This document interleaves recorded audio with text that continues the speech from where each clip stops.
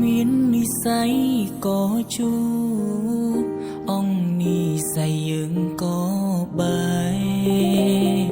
ទូនបងស្រក់ទឹកភ្នែកអង្វរមានស្ងួនក៏អូនចាក់ចេញទៅកុំហុងបងខំគ្រីមុនមានមនុស្សល្អក្បែរមិនចេញថែពើពេលអូនចេញទៅទៅដឹងស្ដាយក្រោបើសិនមានឱកាសបងនឹងច្បាស់លាស់ជាងមុនធ្វើជាមនុស្សចាំទុំមិនប្រើអារម្មណ៍ងងក់ដូចកូនក្មេងឆ្អែតចិត្តអូនក៏ដើរចេញបាក់បែងដងទទួលបរំផ្សេងឲ្យបងដលេងអូនជ្រុលស្រឡាញ់គេបើមិនមែនជាគូកុំអោយជួបគ្នាមាននិស័យត្រឹមជាសង្សារគ្មានវាសនាបានរៀបការជាប្រពន្ធប្តី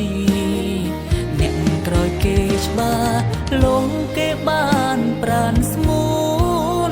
បងស៊ូរាប់ឆ្នាំគ្មានន័យគេប្រើពេលខ្លី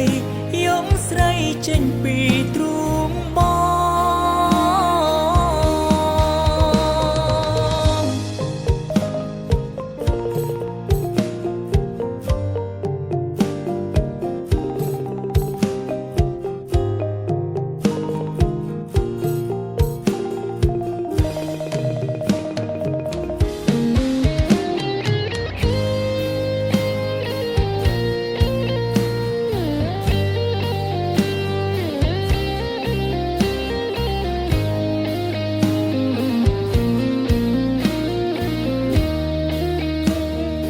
លោកភូមិដៃ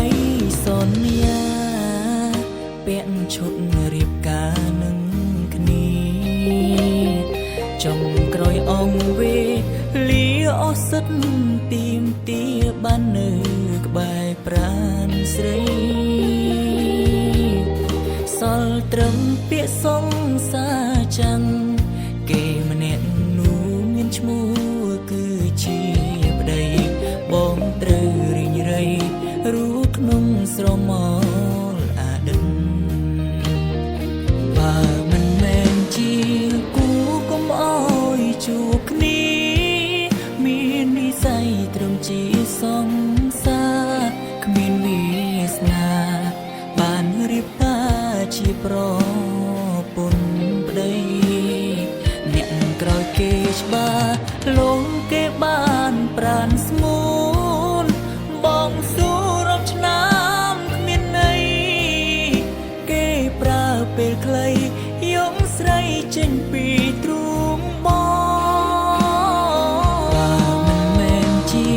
គូកុំអោយជួបគ្នាមាននិស័យត្រឹមជាសង្សារគ្មានវាសនាបានរៀបការជាប្រពន្ធប្តីអ្នកក្រោយគេច្បាស់លងគេបានប្រានស្ងួនបងស៊ូរាប់ឆ្នាំគ្មានន័យគេប្រើពេលខ្លីយំស្រីចេញពីទ្រូងបង